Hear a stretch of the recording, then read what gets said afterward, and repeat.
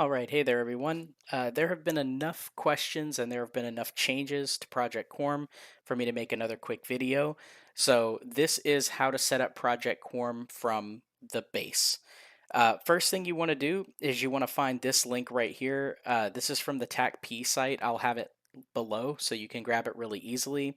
But if you just do a Google search for TAKP 2.2, that is going to bring you to the Alcabor project here, and then you can just scroll down and you've got the Quarm TAKP client.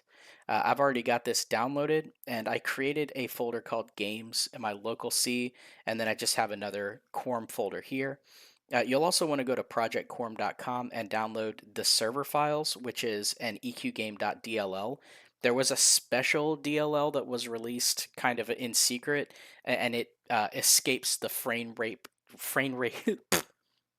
and it escapes the frame rate capture issue. So it basically removes the cap for frame rate. If you want that DLL, I'll also have it below, but otherwise you can get the DLL right here. So once you get your TAKP, you're just going to open that up, drag it into your folder, and we'll extract. This is not going to take too long, but while we are doing that, I'll also show you another tool that I developed called Quarm Plus. So what Quarm Plus is designed to do is it's designed to take a base folder of TAKP 2.2 and not only turn it into a Project Quarm server, but also install Zeal and everything else. So I have a copy of that already. I'll go to eqgame.dll and we'll grab that DLL out of here and we're just going to drag it into our TAKP folder and we'll replace the file. So now we have the eqgame.dll. We'll go here and we'll just grab a copy of the installer and updater. We've got our TAKP folder. We've got these two, which really, we can get rid of them. There's no point in keeping them. But I'm just going to move them to a little folder right here that's just called XX because I don't want to delete my files. I have them installed just in case. So now we've got Quarm Plus and we've got our TAKP folder. So one thing you want to do is make sure you make a folder that is for QuarmTool if you're going to be using it. QuarmTool has a lot of awesome stuff inside of it. It can give you timers for your for different spells that go off, or timers for when mobs are going to pop back up. There's a ton that's been added to that tool. If you want to go see my previous video, I go into it in a little more detail. But for this video, we're just worried about setup. So we've got our TAKP folder and we have our Quarm Tools folder. Let's open up Quarm Plus. If you get this, just run it anyway. You can trust it. I trust it on my computer. I also made it on my computer. So here we go. So we've got our Quarm 2.2. First thing is we want to find our Zeal directory. So we're going to go back up to Games and then Quarm EX and find our TAKP folder. For our Quarm directory, QuarmTool directory, we want to go back one and just select Qt here. And then what we're going to do is update and install Zeal and QuarmTool. So what this is doing is it's installing Zeal and it's installing QuarmTool. So Zeal is now installed, as you can see, and QuarmTool is installed. Now this tool also will be able to update. So when new versions come out, you'll see those new versions here. And you can also go back in time if you do get a version that's bad for some reason. You can always go backward. But either way, every time you open this tool, it's going to have the most recent version and you'll just be able to update. Now we also have the ability to install some UIs if you want to. Now please note you do need WinRAR or some sort of unRARing program for this QQ UI. But otherwise we hit this and you'll see a little information popping up here as they get processed. You'll see that each one is installing there at the bottom. QQ UI takes a little extra time because it has to be unRARed. Once it's done, we'll get a confirmation. There we go. And it'll show you all the ones that were installed. So if we go to TAKP and we go under UI files, you'll see that we now have a bunch. And also TAKP 2.2 does come with a lot of them, but these are ones that work specifically for QuarmTool. So you'll want to use one of those when you hop in the game. Now, the last little area we have here, this is for settings. So if we hit apply suggested settings, this is modifying your eqgame.dll file for the best recommended settings for Quarm. Otherwise, you can go to the advanced configurator and all of the options that you would want to modify are listed here. So you could even apply the suggested settings and then come through and see if there's anything else that you want to modify. But for now, I'm just going to hit apply suggested settings, and now our eqclient.ini is finalized. So the last thing we'll want to do is just launch, and we can do that under play by clicking launch all. This is going to launch the Quarm login or the TAKP login menu, and it's also going to launch QuarmTool.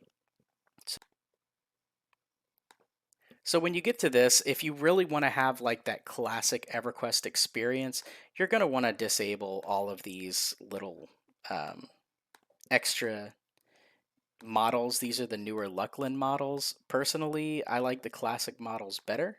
That's just my opinion. You can play with whatever you want, but I go ahead and turn all those off. Then if you want to, turning on social animations will let people wave at you. You probably don't need to turn on any of these others unless you're playing on a really old computer, but you can also set here your resolution and your texture quality. We can also do a refresh of these once we finish here. So in the original setup, what we want to do is we want to go back to Quarm Plus, close the game out, go back to Quarm Plus, and just apply our suggested settings again. This is going to make sure that, you know, the resolution and everything is the recommended. So now we'll pop open EQ Game. We shouldn't get the options this time. We'll go to Connect, and we'll pop on here. Make sure Project Quarm is the server that's selected and hit play. Now, if you do see this crash or anything, just try to load it again. You know, it's a test. It's an emulated server, so not always perfect. We'll just pop on Dysnomia here since she's not in a dangerous place. And once we get into EQ, now we're going to see everything here. So this is the basic general setup here. This is all of the classic stuff, so you're not going to be able to use like WASD to move and things like that. In order to get all that set up, we'll have to go into our settings. So if we hit Alt-O, or you hit this little settings icon right here, you're going to get two pop-ups. The first pop-up is going to be the regular options. So this is where you can go through and just set EverQuest up how you need to, get all of your shortcuts and everything down. But the other side is going to be our Zeal options. So these are all the different things that Zeal can do. Some interesting things, Zeal can now comes with a map. So you can have a map right here inside. The map follows your character around. Oops. Good thing I wasn't clicked on anyone. The map follows your character around, so you can see your character here moving around. It also can show other players as well if you have that turned on. And there are a ton of options here. You know, you can look through all of these and figure out exactly what you want to have set up. Luckily, we've already set up a lot of things. One thing I like to do is jack the field of view up pretty well.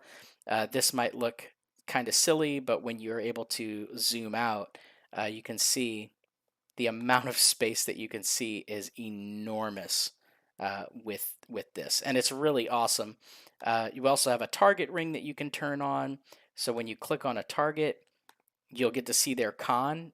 You can also control the size of it, and there are different textures that you can choose. You can modify all the colors of different nameplates for rating and things like that. So there's a ton of settings here. But one thing that Zeal doesn't have is it doesn't have timers. So we'll get out of all of our settings there, and we'll go pull up QuarmTool and see what we can do with old Qt. So we are already in our settings. You can see the character has been changed to Dysnomia. And all of this different stuff, this is the wrong place. But We do have the ability to turn on a damage window. We can turn on a mob window, so your damage window is going to keep track of all the damage that's done. If you're trying to track your damage or track which spells are better, this is really cool to use. You can select always on top for these to have them appear on top of EverQuest, so it's just like an extension that exists over the game. The mob window is a window that showcases mob information. So it's going to be information about, whatever mob you click on, you'll get to see that mob. You'll see their whole loot field and everything else like that to know what you're getting into. Now, the triggers are really cool. This little overlay trigger lets you know when your health reaches a certain percentage or your mana or both. So it can kind of help you keep track of your health and mana. Sometimes looking at this tiny little thing isn't good enough. So this is what this overlay does. As far as triggers are concerned, you can have triggers pop up messages for you and also make audio cues whenever certain things happen. So, like a charm break or a levitate fading or invis fading, stuff, root breaks, stuff that's going to get you killed. And then you can also set up custom triggers. So, you can say, when you want to set up a custom trigger, you basically want to look for what's coming through the log because the EQ log is what controls these triggers. So you can name it whatever, and then your trigger is going to be whatever you see in the chat. Um, you can have a message, you can have an audio message pop up, you can have it be a specific color, and these are all going to pop up in a little overlay that is showcased with a red box. You also have timers. So these are timers that are for spells. You can also create timers that are for creatures. So definitely something to look into. And then you have the option of doing your map. Now, the good thing about the map here is that you can load any map that you like. You can also have a little bit more control over like how that map is displayed. If you wanted to have the map, you alt tab over to the map. That's something you can do here. But this is a really cool map that they've added in through Zeal. So I think even without QuarmTool, you could have a really good time. The last thing I want to show is just loading up UIs. So my favorite UI to use on Quarm, oh, sorry, here it is. My favorite UI to use on Quarm is called Nilipus. And so we're going to load that skin up.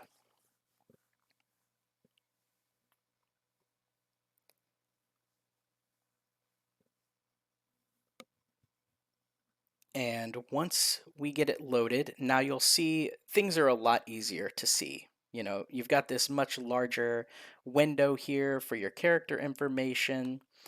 You get other windows for different things, your group window over here. Everything's just a lot more visible. There are plenty of good ones, so definitely test them out and see which one you like the best. But please recall that if you are running something that does not have access to Zeal, that you won't be able to modify any Zeal settings. So it's usually a good idea to use the ones that are available through Quarm Plus.